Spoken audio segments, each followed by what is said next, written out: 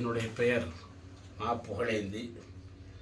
கரூர் மாவட்ட நீதிமன்றத்தில் வழக்குரைஞராக பணிபுரிந்து வருகிறேன். வின் ஒளி சேனலுக்கு முதலில் என் வாழ்த்துக்களை தெரிவித்துக் கொள்கிறேன்.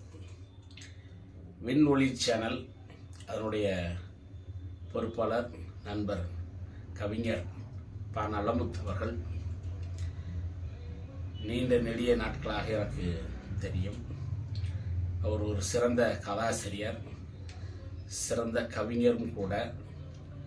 அவருடைய கவிதையை நான் படித்திருக்கிறேன். ஒரு முறை கரூர் உதயம் ஹோட்டலில் சந்தித்த பொழுது கிட்டத்தட்ட 1.5 மணி நேரம் ஒரு கவிதையை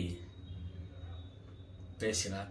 அது எனக்கு உண்மையிலும் நெகிழ்ச்சியாகவும் இருந்தது, மகிழ்ச்சியாகவும் இருந்தது. நான் கலைஞர் கருணாநிதிக்கு பிறகு தொடர்ந்து ஒரு கவிதை 1 மணி நேரத்துக்கு மேல் பேசியவர் யார் என்று சொன்னால் நண்பர் நலமுத்து அவர்கள். இந்த சேனல் வெற்றிகரமாக நடந்து கொண்டிருக்கிறது. அவருடைய வெற்றிக்கு என்னுடைய வாழ்த்துக்களை தெரிவித்துக் கொள்கிறேன். இன்றைய கால இளைஞர்கள் விழிப்பாக இருக்க வேண்டும். முதலில் ஏனென்று சொன்னால் இன்றைய சூழல் நீதியும் சரி, நடைமுறை வாழ்க்கையிலும் சரி, மீடியாக்கள் எவ்வாறு செயல்படுகிறது என்பதிலும் சரி, இந்த செயல்பாடுகள் கூர்ந்து கவனிக்க வேண்டும். மக்கள், இளைஞர்கள் தன்னுடைய வாழ்க்கையை தானே சிந்தித்து சுயமாக, நேர்மையாக, பணிவாக செயல்பட வேண்டும். தந்தை பெரியார் சொன்னதைப் போல, அம்பேத்கரை சொன்னதைப் போல, மார்க்ஸ் சொன்னது போல நாம் செயல்பட வேண்டும். அவர்களுடைய தத்துவங்களை அறிந்து நம் நாட்டில் விவேகானந்தர் அவர்கள் சொன்னார், 100 இளைஞரை தாருங்கள், நான் சுதந்திரத்தை பெற்றுத் தருவேன் என்று. அதை போல இன்றைய இளைஞர்கள் எதிர்கால இந்த நாட்டை சரியாக செயல்படுவதற்கு உறுதுணையாக இருக்க வேண்டும். அவர்கள் முதலில் சுயமரியாதையோடு சிந்தித்து சமத்துவம் போன்ற கொள்கைகளை உள்வாங்கிக் கொண்டு செயல்பட வேண்டும். சினிமா, கலை போன்றவைகளை சினிமாவாகவும் கலையாகத்தான் பார்க்க வேண்டுமே தவிர கடவுளாக பார்க்கக்கூடாது என்பது என்னுடைய கருத்து. ஏன் என்று சொல்லப்போனால் சிந்தித்து செயல்பட வேண்டும். அந்த சிந்தனை தான் அம்பேத்கரும் சரி, பெரியாரும் சரி, மார்க்சும் சரி நமக்கு வலியுறுத்தியவர்கள்.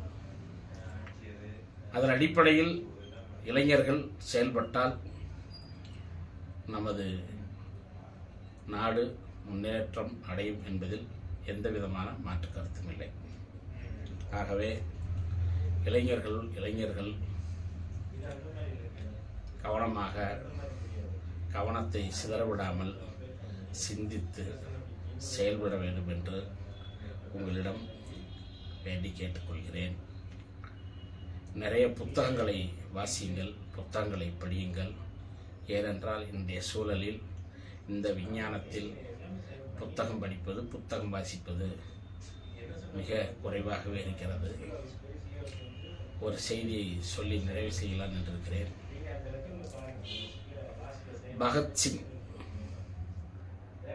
தூக்கிலிடும் பொழுது அதற்கு முன்பு அந்த காவல் அதிகாரி அவரை எழுப்ப சென்றார். அவர் படித்து கொண்டு இருந்தார். இன்னும் 1/2 மணி நேரம் கழித்து வாருங்கள், அதற்குள்ள நான் இந்த புத்தகத்தை வாசித்து விடுவேன் என்று சொல்கிறார். உள்ளே சென்று பார்த்தால் ஏகப்பட்ட புத்தகங்கள் படித்திருக்கிறார். பிரமித்து போய்விட்டார் அந்த காவல் அதிகாரி அவர்கள். சரி, நீங்கள் படித்து வாருங்கள், நான் ஒரு 1/2 மணி துளிகளுக்கு பிறகு வருகிறேன். இந்த தூக்கிலிடுவதற்கு முன்பு கூட படிக்கிறீர்களா என்று கேள்வி எழுப்பிக் கொண்டு சென்றார். அப்படி வாசிப்பது என்பது எவ்வளவு அவசியமானது என்பதை நமக்கு பகத்சிங் அவர்கள் ஒரு எடுத்துக்காட்டாக அமைந்திருக்கிறார் என்பதுதான் முக்கியமான இந்த நேரத்தில் நான் சொல்லக்கூடிய செய்தியாகும். ஆகவே இளைஞர்கள் மற்றும் இளம்பெண்கள் நீங்கள் சிந்தித்து செயல்பட வேண்டும், பகுத்தறிவோடு சிந்திக்க வேண்டும், சுயமாக சிந்திக்க வேண்டும். யார் எது சொன்னாலும் நீங்கள் உங்கள் அறிவை பயன்படுத்தி செயல்படுங்கள் என்று தந்தை பெரியார் சொன்னதைப் போல நீங்கள் செயல்பட வேண்டும் என்று கேட்டுக்கொள்கிறேன். மேலும் வருகிற இந்த கிறிஸ்துமஸ் இளைஞர்களுக்கு கிறிஸ்துமஸ் வாழ்த்துக்களையும் வருகிற புத்தாண்டு ஆங்கில புத்தாண்டு வாழ்த்துக்களையும் வின் ஒளி சேனல் வாயிலாக உங்களிடம் நான் தெரிவித்துக்